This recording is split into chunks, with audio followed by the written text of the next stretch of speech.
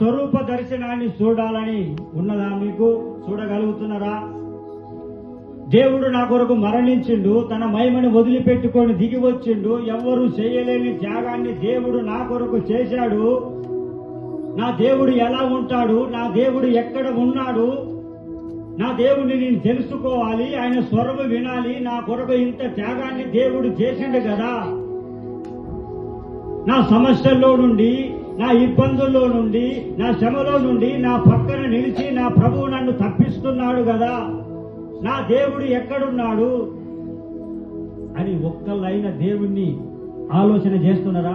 Christmas వచ్చింది, సంతోషం వచ్చింది, అలలు ఇయే అసలైన సంతోషం అసలే లేదు హృదయంలో. ఇంటికాడ పిండి వంటలు వండుకున్నావా, చెద్దరులు ఉతుక్కున్నావా, బట్టలు ఉతుక్కున్నావా, ఇల్లులు కడుక్కున్నావా, కొత్త బట్టలు కొన్నావా, పైన స్టార్ పెట్టినవా, కింద ఇంటికి గుద్దినవా? ఇదే నువ్వు ఎప్పుడు చూస్తావు దేవుణ్ణి? దేవుడి గురించి ఎప్పుడు ఆలోచన చేస్తావు? దేవుడు చెప్పినప్పుడు ఎప్పుడు నడుస్తావు నువ్వు? హల్లెలూయా. ఈ రోజు దేవుడు నీ కొరకే వచ్చి ఉన్నాడు, నీ కొరకే పుట్టి ఉన్నాడు, నిన్ను రక్షించటానికే దిగి వచ్చి ఉన్నాడు, నిన్ను తప్పించటానికే దిగి వచ్చి ఉన్నాడు. నీవు ఈ దినమున నువ్వు ఆయనను చూడగలగాలి. హల్లెలూయా, హల్లెలూయా. ఎంతమందికి ఆశ ఉన్నది చూడాలని?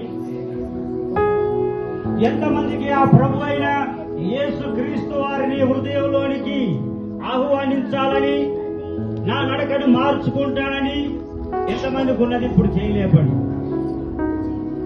హల్లెలూయా. మీరందరూ కూడా ప్రభువును బట్టి ధన్యులు. పండగ అంటే, క్రిస్మస్ అంటే మంచిగా పండగ చేయటం కాదండి. ప్రభువును మన హృదయంలోకి తీసుకోవాలి, ప్రభు చెప్పిన మార్గంలో మనం నడవాలి. హల్లెలూయా. దావీదు ఏవైతే హృదయం కలిగి ఉన్నాడో, నీవు నేను కూడా ఆ దేవుని హృదయాన్ని మనం కలిగి ఉండాలి.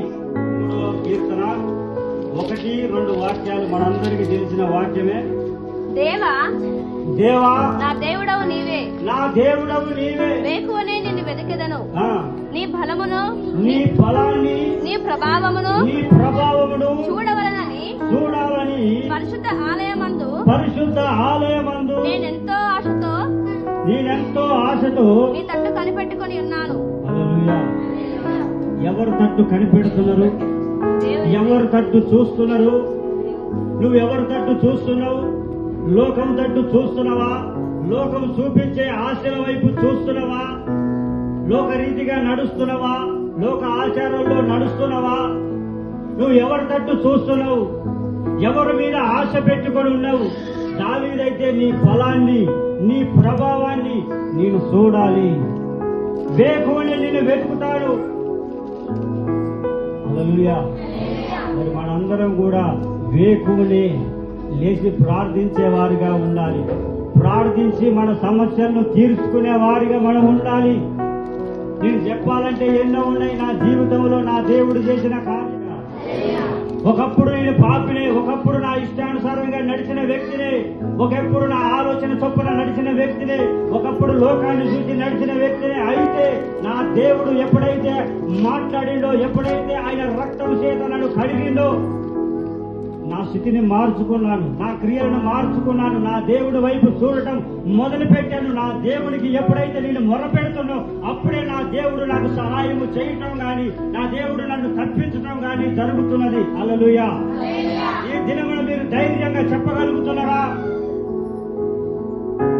నా దేవుడు నాతో ఉన్నాడు, నా దేవుడు నేను మొరపెట్టినప్పుడు నాకు ఉత్తరం ఇస్తాడు, నా దేవుడిని ప్రతి ఉదయం నేను ప్రార్థిస్తున్నాను, ప్రతి ఉదయం నేను ఆయన వాక్యాన్ని ధ్యానిస్తున్నాను, నా దేవుడు నా ప్రార్థన విని నా దేవుడు నాకు జవాబు ఇస్తున్నాడు అని చెప్పగలుగుతున్నారా? హల్లెలూయా, హల్లెలూయా. మనం చెప్పగలగాలి, మనం చెప్పగలగాలి. అప్పుడే దేవుడి దగ్గరికి పరములోకి వెళ్ళగలుగుతాం. హల్లెలూయా.